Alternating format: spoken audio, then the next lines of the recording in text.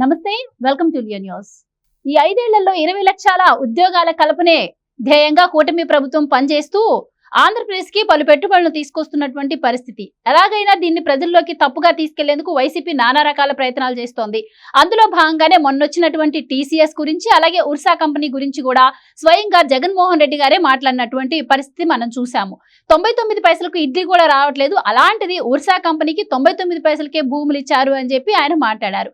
అయితే దానికి సంబంధించి ఈ రోజు కడప గడ్డ మీదే మంత్రి నారా లోకేష్ జగన్మోహన్ రెడ్డికి సవాల్ విసిరారు. ఉర్సా కంపెనీకి 99 పైసలకే తాను భూములు ఇస్తే తన పదవికి రాజీనామా చేస్తా అన్నారు. మరి దీనిపై జగన్మోహన్ రెడ్డి ఏమైనా స్పందించే అవకాశం ఉందా? ఇలాంటి విషయాలు తెలుసుకుందాం. మనతో పాటు ఉన్నారు ప్రముఖ రాజకీయ విశ్లేషకులు రాజేష్ అప్పసాని గారు. నమస్కారం సార్. సరే, ఆంధ్రప్రదేశ్ లో వస్తున్నటువంటి పెట్టుబడుల గురించి మొదటి నుంచి వైసీపీ దుష్ప్రచారాలు చేస్తూనే ఉంది, కానీ ఎక్కడా కూడా కూటమి ప్రభుత్వం తగ్గింది లేదు. ఆ విధంగానే పెట్టుబడులు కూడా వస్తూ ఉన్నాయి. సో ఉర్సా కంపెనీనే ప్రధానంగా తీసుకుంటే దాదాపు 2 నెలల పాటు విస్తృతంగా దాని గురించి ప్రజల్లోకి చెడ్డగా తీసుకెళ్లేందుకు స్వయంగా జగన్మోహన్ రెడ్డి గారే రంగంలోకి దిగి ప్రచారం చేశారు. అసలు 99 పైసలకు నిజంగానే భూములు ఇచ్చారా? ఇప్పుడు ఆ రోజు దానికి సంబంధించి లోకేష్ గారు కూడా స్పందించి సవాల్ విసిరారు. సో ఇప్పుడు జగన్మోహన్ రెడ్డి గారు ఏం సమాధానం చెప్తా అంటారు? మీరేం చెప్తారు? మీ విశ్లేషణ ఏంటి? అంటే తన మీద వచ్చిన ఆరోపణలకి నారా లోకేష్ గారు స్పందించి, మీరు ప్రస్తావించినట్టుగానే కడప గడ్డ మీద జరుగుతున్న మహానాడు వేదిక నుంచి ఇవాళ అక్కడ హాజరైన వేలాది తన శ్రేణుల సమక్షంలో ఆ శ్రేణులందరి హర్షధ్వానాల మధ్య జగన్మోహన్ రెడ్డి గారికి సవాల్ విసిరారు. కానీ జగన్మోహన్ రెడ్డి గారు స్పందిస్తారా అని మీరు అడుగుతున్నారు. స్పందించరు. స్పందించడం అనేది వాళ్ళ ఇంటా వంట లేదు. జగన్మోహన్ రెడ్డి గారికి కానీ వాళ్ళ నాయన రాజశేఖర రెడ్డి గారికి కానీ బట్టగాల్చి మేదేయటమే తెలుసు. అంటే గాలి ఆరోపణలు చేయటమే తెలుసు వాళ్ళకి. అంతే తప్ప ఆ ఆరోపణలని నిగ్గు తేల్చాలి, మనం ఒక మాట వాడుతూ ఉన్నాం, ఒక ఆరోపణ చేస్తూ ఉన్నాం, ఒక అపవాదం మోపుతూ ఉన్నాం, ఒక అవినీతి మనకు అంటించే ప్రయత్నం చేస్తున్నాం, దీన్ని లాజికల్ కంక్లూషన్కి తీసుకురాగలిగే డాక్యుమెంటల్ ఎవిడెన్స్ మన దగ్గర ఉందా, ఆధారాలు మన దగ్గర ఉన్నాయంటే ఏముండవు. వాళ్ళ నాయన రాజశేఖర రెడ్డి గారి హయాం నుంచి కూడా ఒకసారి వాళ్ళ వరవడు చూసుకుంటే ఆ రోజుల్లో ఆయనకు ప్రత్యర్థిగా ఉన్న చంద్రబాబు నాయుడు గారిని ఉద్దేశించి 2 ఎకరాల రైతు 2,000 కోట్లు సంపాదించాడు. అంటే ప్రాస కలిసింది కదా అని చెప్పని చంద్రబాబు నాయుడు గారికి 2 ఎకరాలే పొలం ఉందా అంటే వాళ్ళ నాయన గారు కర్జోర్ నాయుడు గారికి 2 ఎకరాల రైతే నాయన, అది అవునో కాదో ఎవరికి తెలియదు. కానీ రాజశేఖర రెడ్డి గారు మాత్రం చంద్రబాబు నాయుడు గారిని 2 ఎకరాల రైతు అంటే ఒక నింద మోపేసేవాడు. ఆయన అప్పట్లో అంటే ఇవాళ 2,000 కోట్లు అంటే ఒక ఎమ్మెల్యే స్థాయి వాళ్ళు సంపాదిస్తూ ఉన్నారు.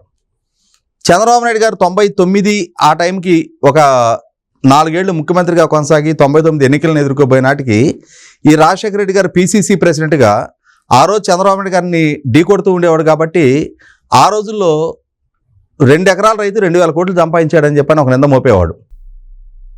ఎప్పుడు ఎక్కడ ఏ విధంగా ఏ 2,000 కోట్లు సంపాదించాడో, ఎక్కడ ఆయనకి ఆ విధమైన ఆస్తులు ఉన్నాయో ఆధారాలు ఉండవు. సింగపూర్లో చంద్రబాబు నాయుడు గారికి ఒక 7 స్టార్ హోటల్ ఉంది అని చెప్పి నాకు ఆరోపణ చేసేవాళ్ళు. ఆరోపణే.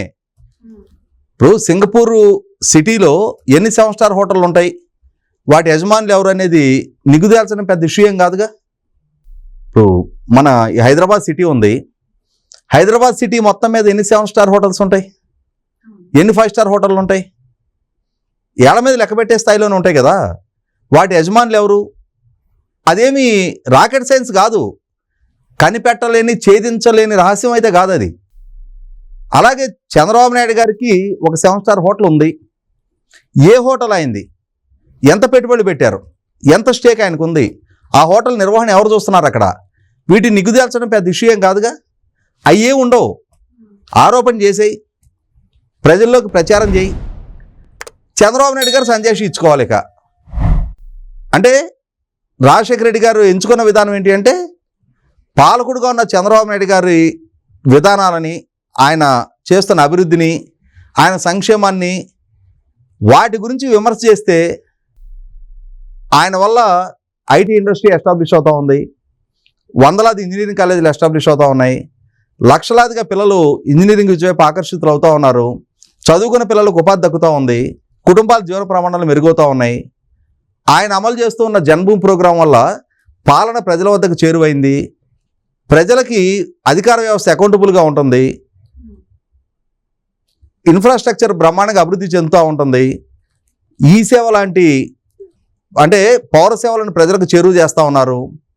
వీటి గురించి మాట్లాడితే ప్రజల నుంచి పెద్దగా స్పందన ఉండదు. ఎందుకంటే ఆ సౌకర్యం పొందుతుంది ప్రజలు కాబట్టి. వాటి గురించి మాట్లాడకుండా ఉండాలి అని అంటే ఈ విధమైన గాలి ఆరోపణలు చేయాలి. నమ్మారు ప్రజలు.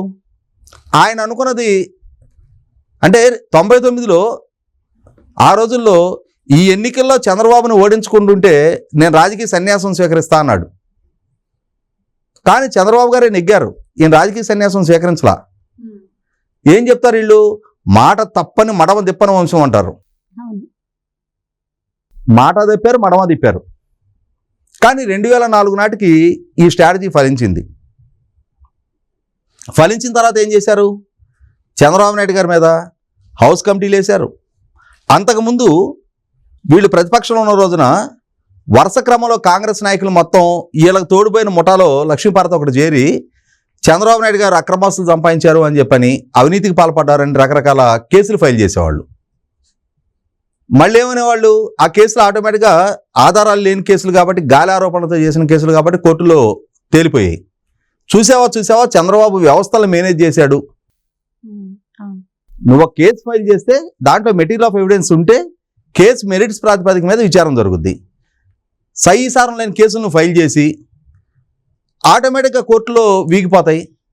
కానీ చంద్రబాబు మేనేజ్ చేసినట్టుగా పిక్చరైజ్ చేసేవాళ్ళు. అదే వరవడి వాళ్ళ కొడుకు కూడా అందిపుచ్చుకున్నాడు. ఇప్పుడున్న జగన్మోహన్ రెడ్డి గారు కూడా సేమ్ టు సేమ్. ఆయన ఏం చేశాడు? చంద్రబాబు నాయుడు గారు 19కి ముందు ముఖ్యమంత్రిగా ఉన్న రోజుల్లో పోలవరం సవరించిన అంచనాల్లో 25,000 కోట్ల అవినీతి జరిగిందని కేంద్ర ప్రభుత్వానికి లేఖలు రాశారు. పట్టిసీమ కాదు అది వట్టిసీమ అన్నారు. అమరావతి కాదు అది కమరావతి అన్నారు. ఆగ్రిగోల్డ్ భూములు తెలుగుదేశం నాయకులు కొట్టేశారు అన్నారు. లోకేష్ ఐలాండ్ కొట్టేశాడు అన్నారు. సిఏఏ కన్వెన్షన్స్ జరుగుతుంటే 25 లక్షల రూపాయల స్నాక్స్ లోకేష్ తినేశాడు అన్నారు. అలాగే 37 సీఏలు డిఎస్పీలుగా ప్రమోట్ అయితే అందులో 33 కమ్మ సామాజిక వర్గీయులే అన్నారు. అన్ని గాలి ఆరోపణలే. ఏ పోలవరం సవరించిన అంచనాలు అయితే ఆ రోజు 25,000 కోట్ల అవినీతి అన్నారో, తాను ముఖ్యమంత్రి అయినాక అదే అంచనాలను ఆమోదించమని కేంద్రం చుట్టూ తిరిగాడు. అదే పట్టిసీమ ప్రాజెక్టును వాడాడు. అమరావతి కమరావతి కాదు అని చెప్పి నిర్ధారణ అయింది. ఆగ్రిగోల్డ్ భూములు హైకోర్టు ఆక్షన్ లిస్టులోనే ఉన్నాయి. హైలాండ్ ఈ రోజుకి ఆక్షన్ లిస్టులోనే ఉంది. ఆ హైలాండ్లోనే ఈయన పాలనా హయాంలో ఈయన ఏపీపీఎస్సీ సెక్రటరీగా ఉన్న పిఎస్ఆర్ ఆంజనేయులు గ్రూప్ 1 పేపర్ల మూల్యాంకనం చేయించాడు అని ఇప్పుడు అరెస్ట్ అయ్యి జైల్లో ఉన్నాడు. కానీ గాలి ఆరోపణలు బ్రహ్మాండంగా చేశారు. అదే ఓరోడు కొనసాగిస్తా మళ్ళీ ఇప్పుడు ప్రతిపక్షంలోకి వచ్చారు కదా, మళ్ళీ ఇప్పుడేం మొదలుపెట్టారు? అదేదో ఉర్సా అంట, అదేదో లూలు అంట, పేరు ఊరు లేని కంపెనీలు, వాటికి 99 పైసలకి డబ్బులు ఎకరం ఇచ్చాడు, 99 పైసలకి ఇడ్లీ వచ్చుద్దా అని చెప్పని మొన్న మీడియా ముందు అమాయకత్వాన్ని నటిస్తా మళ్ళొకసారి ఆరోపణలు మొదలుపెట్టాడు. ఇదే జగన్మోహన్ రెడ్డి గారు, వీళ్ళ సాక్షి మీడియా, వీళ్ళ కుటుంబ సభ్యులు అందరూ కలిసి వాళ్ళ చిన్నాయన్ని వాళ్ళ ఇంట్లో గొడ్డలతో నరికి చంపితే సిబిఐ ద్వారా వీళ్ళ కుటుంబ సభ్యులే సూత్రధారులు అని చెప్పని నిర్ధారణ జరిగితే దాన్ని ఆ రోజుల్లో ఏం చేశారు? నారాసుర రక్త చరిత్ర అని చెప్పని కథనాలు వండి వచ్చారు. అంటే రాజశేఖర రెడ్డి గారు కానీ జగన్మోహన్ రెడ్డి గారు కానీ తండ్రి కొడుకులు ఇరువురు కూడా అబద్ధం ముందు పుట్టి తర్వాత వీళ్ళు వెనక పుట్టారు.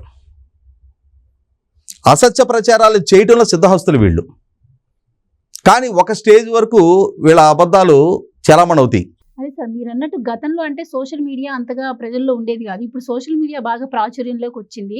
ఒక సీఎంగా పనిచేసినటువంటి వ్యక్తి ఇలా శాంటిటీ లేని మాటలు, ఇలాంటి ఆరోపణలు చేస్తే ప్రజల్లో చులకనైపోయే ప్రమాదం కూడా ఉంటుంది కదా సార్. చులకన అవుతుంది. అవ్వబట్టే కదా మొన్నటి ఎన్నికలు ఆ రకంగా.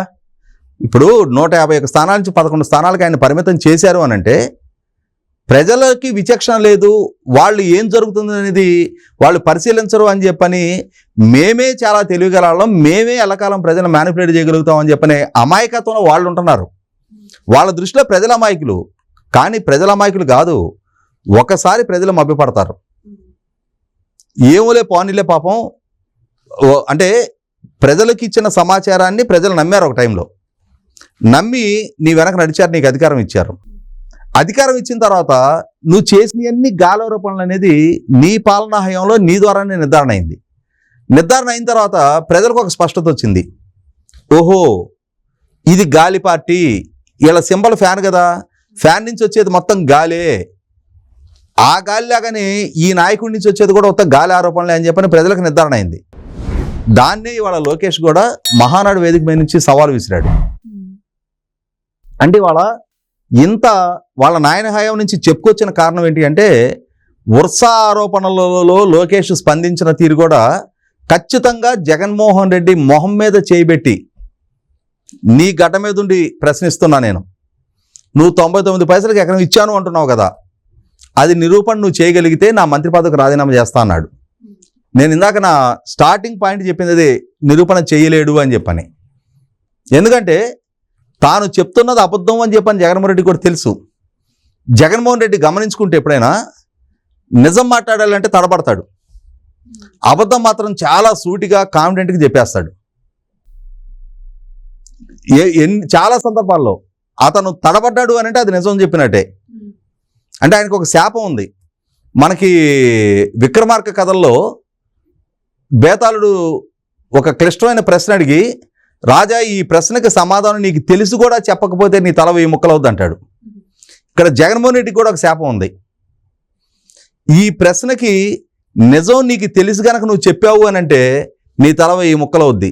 నువ్వు సదా అబద్ధాలతోటి వర్ధిల్లుతూ ఉండు, నువ్వు అబద్ధాలే చెప్తా ఉండు, అబద్ధాలే నమ్మించే ప్రయత్నం చేయి, కానీ ప్రజలు మాత్రం ఇక నమ్మరు. Right sir, thank you so much. Please subscribe to Leo news for more videos.